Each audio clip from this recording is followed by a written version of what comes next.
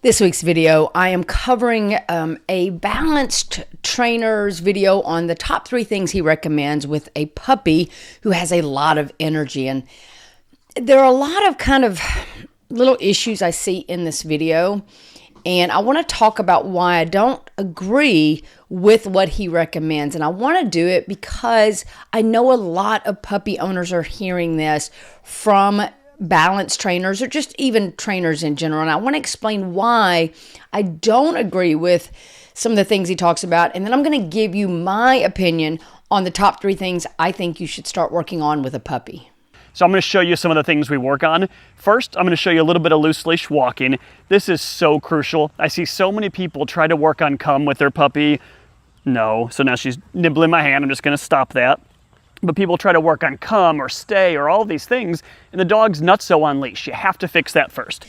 So this is the first thing I disagree with. I don't think that leash manners is the first thing you should work on, and I don't believe that you need leash manners in order to work on the other behaviors. I want you to think a minute about how often is your dog on leash versus off leash, and even as an adult, how often will your dog be on leash versus off leash? Now, for me, I really like off leash behavior and off leash control. I start my puppies immediately with off leash control so that I'm not having to depend on the leash. If I'm just really focused on the leash and controlling the dog, I'm not really giving the dog an opportunity to learn on its own, nor am I giving the puppy an opportunity to, I don't know, be a puppy. I think requiring too much control from a puppy is not necessarily appropriate. And I think there are times to have some self-control and there are times to not have self-control. So I don't think that you need to start leash manners with a dog in order to work on the other things. As a matter of fact, if you start teaching the dog how to pay attention and walk with you and follow you, then the leash is just something that becomes a connector and not a tool for training. So let me show you what this looks like. Now, as I do this, I'm not teaching a competition heel. Bree, heel. Come on, girl. I use the word heel, but good girl, Bree. What I want is that she's generally with me. Come on, Bree, heel. I don't use treats for this part of the process unless, good girl, Bree, let's go. Unless the dog is really nervous. I don't use them to build excitement with a dog like Bree. Bree, heel. Come on, girl, because she's already excited. She doesn't need that. So there's a few contradicting remarks here. This one, he talks about he's not teaching a competition heel, but yet he's kind of requiring the dog to be there. The other thing is I don't like not using treats for puppies. Puppies are about fun and excitement. They should be fun and excited. And if we're making leash walking such a boring thing, the dog is not necessarily going to find it important enough to store that information. So I think not using treats is definitely a mistake. The other is that he is throwing in a lot of words. He's saying heel, he's saying her name a lot, he's saying come on, he's tapping, he's doing a lot of things, which really looks like he's just working way harder than he needs to. I'm going to throw a video in right here about me working with a puppy that was very much the same age, but I'm going to tell you, this puppy, Sonny, I'm talking a lot of energy. And I like that energy. There's a time that we can take that energy and let it explode and be just a puppy. Then there's a time that we can take that energy and just put it in a controlled fashion. I don't want to take it away to make things boring for the puppy. Otherwise, I'm going to lose that connection.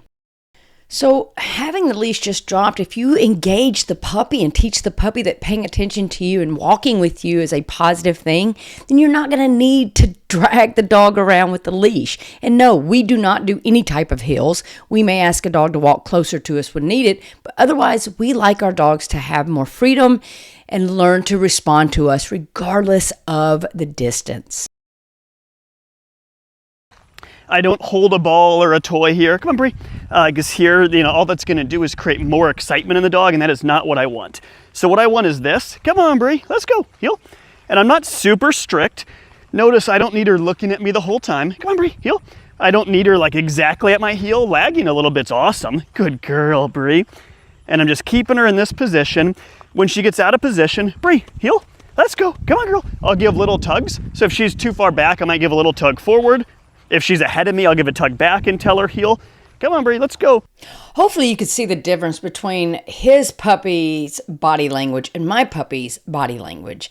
And this is why I find dragging a dog around on a leash and just talking to him, especially as a puppy, is just not appropriate. We should be making it fun. We should be making excitement out of it.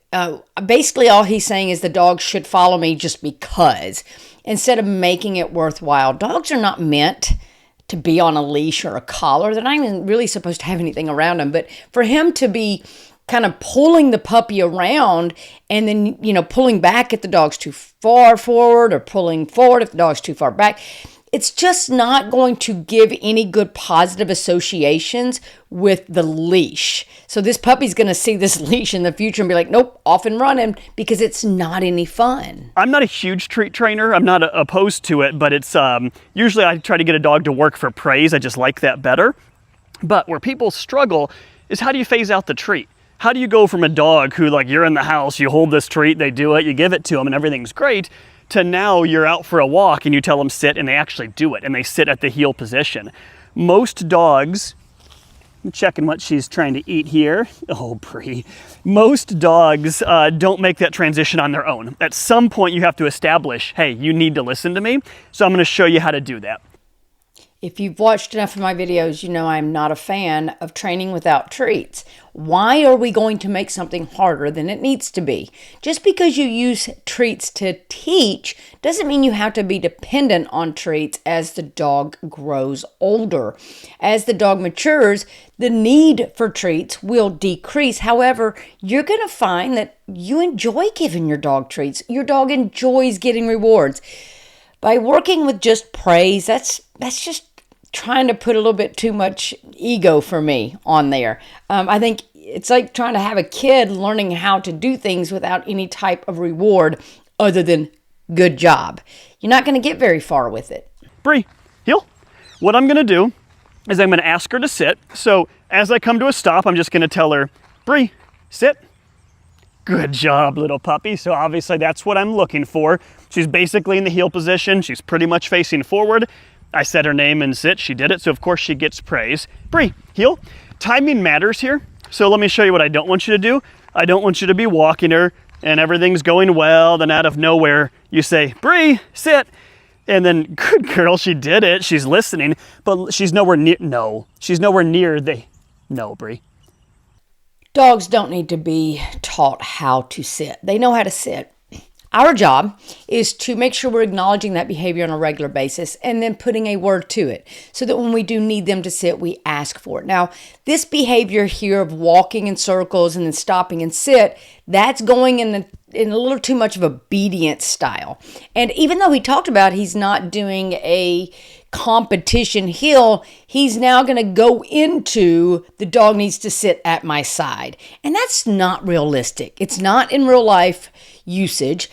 Plus, not to mention, the puppy is so freaking bored. And you can see right here the dog starts to mouth because the dog is bored and there's no reason for the dog to be doing this. In his mind, he's just thinking the dog should do it because, well, he's a man and he is in the hierarchy. Instead of rewarding the dog. And then he's just like, no, and tugging on the leash because this lab is doing what is very normal, using their mouth. But he's not giving the dog anything else to put in the pup's mouth. So this is just something that is not necessarily going to be good for this pup. And it's definitely not anything that's going to create a good relationship between him and this pup.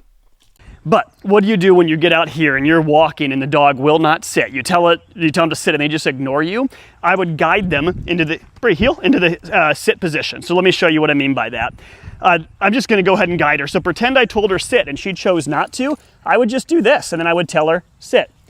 Now you might look at that and say, I look at that and say, stop pushing dogs' butts on the floor and stop forcing a dog to go into a position. This is a puppy. This puppy does not need to be doing things that you're going to expect when it's an adult. And to be pushing a dog's butt on the floor and lifting up the chest and doing all these things, it's not needed and it's not appropriate. That's the thing. It's not appropriate to be working a puppy like you would an adult dog. And even as an adult dog, we don't push butts on the floor. And to make a dog do something is not truly building a relationship. I've always said, and I will continue to say, it is more important that a dog does the behavior you ask instead of you getting the behavior that you ask. And what I mean by that is it's better for the dog to make the choice to do it because you built a relationship instead of forcing them to do it by pushing a butt on the floor or getting out treats to lure them into that position. Okay, let's talk about the stay command. This is the command a lot of people don't get because they start it when it's too late. If you start working on this, like when the doorbell rings, you're trying to make your dog stay, it's way too late to proof the command. It's definitely too late to teach the command at that point. You need to teach it now because here she's been healing, she's been sitting. This is an easy time to work with your dog. So let me show you how we begin. So it's very, very simple at the start. All I do is I pivot and I'm gonna tell her, stay. And then I'll pivot back and I'll tell her, free. Free, free. There you go. That's pretty good. So you can see she didn't get up right away when she heard free. He's right. You don't want to wait until you absolutely need stay to start working on it. However, the way that he's teaching stay is not realistic.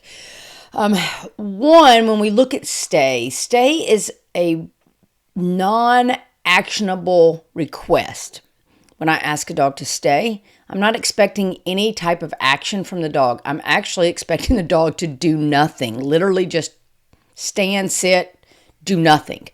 What I want the dog to learn is that stay means I really can't pay attention to you right now. So if you could just stay in that spot until I release you, that would be great.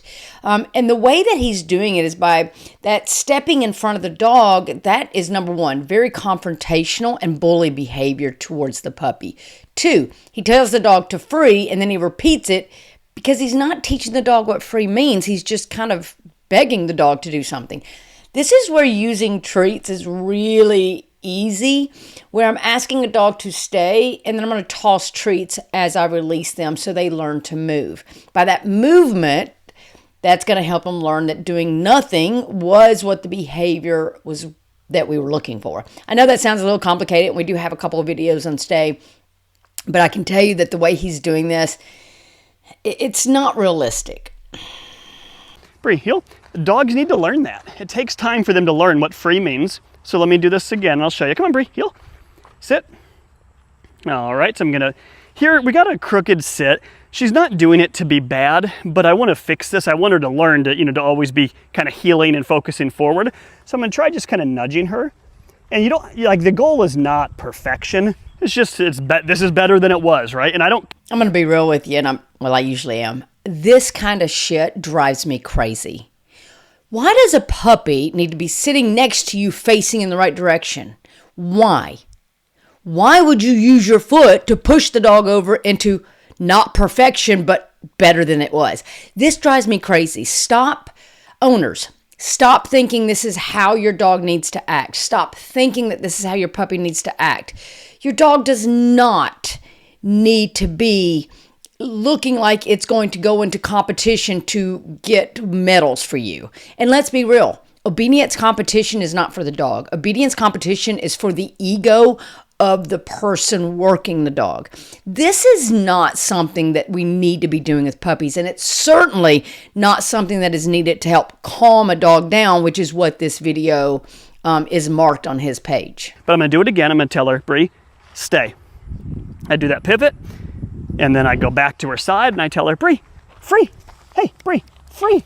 There you go. So you can see it took a little leash pressure to get her up that time. And if you heard me tell her no, it's because she was going to nibble my hand. Bree, heel. Come on, girl. Let's do it. So as you work on this, do 10 or 20 of these in a row. Bree, sit. No. Come on, girl. Heel. Come on. Bree, sit. There you go. Stay. So you see we got the crooked sit again. This isn't realistic. And doing this 10 or 20 times is not going to be anything good for this puppy. This puppy's tired, this puppy's bored, and I guarantee as soon as this dog is off the leash, paying attention to this guy is not going to be a priority. He's having to tug on the leash and do a lot of things with this dog. And this is not the way we want to be training puppies. And I want you guys to understand this. Don't think that this is the way to train puppies. Puppies are very young. Their brain is very, very, very underdeveloped, okay? I mean, it is not even close to having any type of real development. So to just drag a dog around 10 or 20 times on a leash doing sit, stay, heel, come on, that's not going to do anything for this puppy except wear this puppy out to a point to where working with a human is not something that is going to be a priority. Stay. So I do that pivot. So after you've done 10 or 20 of just that little pivot, try walking a circle around her until you can do this. Bree, free. Hey, free. There you go. Good job, little puppy. No. So you can see in this video that he is trying to teach us stay. Again, not a real life stay. But he's actually being very confrontational in it. But the other thing that I find as an issue is when he is releasing the dog, he is kind of throwing things at the wall to see what's going to make the dog move. When it's very simple, you just toss a treat and the dog's going to move automatically. So check out this next little clip that I have added when I was teaching Willow how to stay as a young puppy. Good. Stay. Okay. Good girl, good stay. Yay. Good girl. For our stay, we want the dog to know that we would like you to stay in whatever spot we put you in when we say this word. And don't worry about what we're doing. Just hang out there until we release you. And it's important that you teach the stay in a way that you're not staring at the dog, repeating, backing away slowly. And here's the thing about stay. The majority of the time that you want to use it in the real world, you're actually not going to be leaving your dog. Imagine that. You're sitting on a patio. You want the dog on your place. Stay while you have a nice beverage, have lunch, dinner. You go into a friend's house. You want to watch a movie. You want the dog to sit right next to you and stay. Stay isn't about getting up and walking out of sight. This is a big distraction. Come on, Bree. For her, she likes to chase her ball. Come on, Bree. Heel. Sit. Good. Stay. So I tell her stay. So now as I toss this ball, I don't care if she gets up. I don't want her running away from me. If she breaks it, my hope is when she hears the word no, that she stops and she listens. So there, she did great. I'm gonna go get the ball and kind of keep an eye on her at the same time. So dogs make mistakes, obviously, that's very normal. What I'd like to see, and I'll explain why in a minute, but what I'd like to see when I say no, that she stops. And the reason for that, I'll just kind of explain while I'm doing this, is obviously I'm not faster than the dog. So if she's in a stay like 20 yards away and she breaks, I want her to stop when I say no. I don't want to have to chase her because that's not going to go well. But on top of that, she's a wild puppy. So in the house, she steals things and runs and she barks and she jumps and she chews up everything. She does a lot of naughty things. And my goal is, no, Bree. This one makes me twitch. This dog was doing so well, and not one time did he really focus on rewarding the behavior that we want. And this is the problem with trainers who want to be balanced or focus on the aversives. He's more focused on teaching the no, so he's setting her up to fail just so he can use the word no, instead of teaching her that sitting there and not chasing the ball is what you're going for, and the reward for that may be to chase the ball, or it may be a piece of food, whatever it may be. But we need to focus on what we want, not what we don't want. This is old school crap. Stop focusing on the negative and just using that word no, and focus on what you got. This basically, by him not acknowledging the good behavior where she was leaving the ball alone, she was like, well, this isn't getting me anywhere, so maybe I'll try to go get it. And then she gets in trouble for going to get it. This makes zero sense, and please don't let trainers tell you that this is how it needs to go. So they're phenomenal. I could not be happier with that response. Phenomenal was that she stopped when he said no. Instead of it being phenomenal that this young puppy sat there and not chasing the ball as he is throwing it across her body and in front of her face, especially a dog who is a gun dog, who retrieving is a part of the genetics. So yeah, this is not the way to go about this, and you're just basically going to teach your dog to just stop trying things. And so again, focus on what you want, not what you don't want. Sit. Stay. So I told her no, and she stopped. So now I want to free her up. Bree, free. Hey, Bree, free. Good girl. And I want her to come to me. So I'm not going to free her up and just, hopefully I'm still in scene here, but I'm not going to free her up and then just let her chase that ball. Because then, hey, Bree, it basically just becomes the wait command, and wait's not super useful. To me, Bree, he'll stay is way more useful. Bree, heel. I want her to wait. Bree, heel. Hey, Bree, heel. And actually wait and stay in that position. And then, heel, Bree, heel. I don't know about you guys, but for me, he was more out of control than the dog was. I mean, he is throwing so many words out there that it's hard for me to keep up with what he is asking this puppy to do.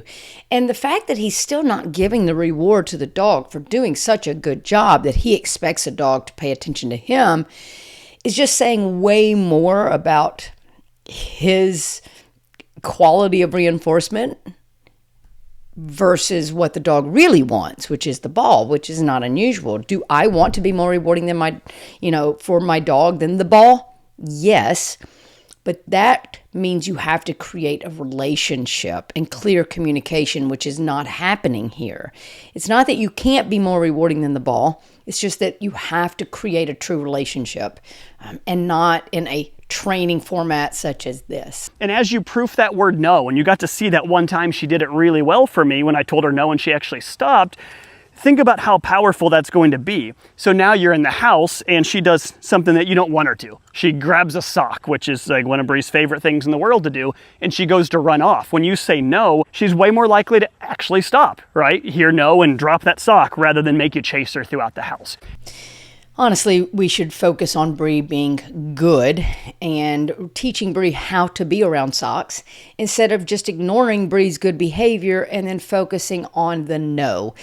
To proof a no is telling me that you're not focused on teaching the good behaviors. You're more about focusing on the initial stop because you're not focusing on teaching what you want.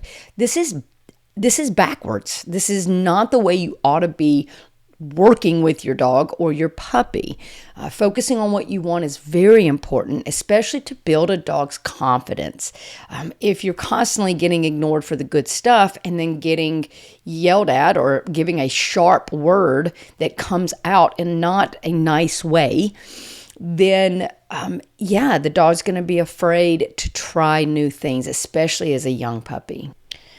So when I'm looking at kind of the most important things to teach a puppy, I do really love the place command because I think place is something that you're going to use a lot, where it is taking, a mat, a bed, something like that, and teaching the dog that this is just kind of a relaxation zone and you can use it anywhere. It's absolutely portable. The stay, I like to go with the place. So I do like to work on the stay fairly early on with a puppy because, again, going to be useful. I do not believe that the leash manners is something that's very important for puppies to start with. Depending on your environment, I always want to find the path of least resistance with pups. So if I have a client who has a puppy that is in an apartment and it has to be on a leash to go potty, then yes, we are going to focus on leash manners. But if I have a dog who has a fenced-in yard, I don't need to attach that leash in order to get anything. I can start working on off-leash manners using walking words without dragging the dog around by the collar and the leash, without telling the dog over and over again, come on, come on, come on. No, if you create a relationship with your dog and your dog learns that being with you is a positive thing, you won't need to use a lot of even words to get your dog to follow through with what you're asking. Basically, you're just creating that relationship and teaching the dog what is important in the life and what is really needed. So don't think you have to teach the same behaviors that you may hear about online through various trainers, and don't think that you have to teach what your last dog or your mama's dog or your grandmama's dog, what they learned. Think about what your environment is like and what behaviors do you think are most important right now. And this is going kind of beyond the puppy stuff. I'm not talking mouthing, chewing, potty, housebreaking, things like that. That's going to be your just general foundational puppy stuff. But for what skills you need to start working on, think about what your lifestyle looks like and what you think is important for your dog and start focusing on that. But I can tell you that don't think that the leash has to be included, because when we use the leash in the beginning, we tend to use it as the communicator. When we don't want the leash to be a communicator, we want our words to be the communication aspect of it. And then the leash is there to help keep safety, follow through, and help the dog, again, be successful. If you want to know more about what we recommend for puppies, we do have our on-demand course called the Prepared Puppy Course. Gray does a great job. It's the Prepared Puppy Program, my bad. And then we also have our webinar, Path of Least Resistance, to see what that looks like. And in that, we do talk about 5 to 6 little things that I think is important that I like to focus on. But again, it is going to be based on your environment and your dog, your needs. So check those things out on our website. Be sure that you subscribe the button here on YouTube. Follow us on all the other social media channels. And we can't wait to see you. And if you do need some personalized help, check us out at dogspeak101.com. We do offer virtual sessions and we can help you.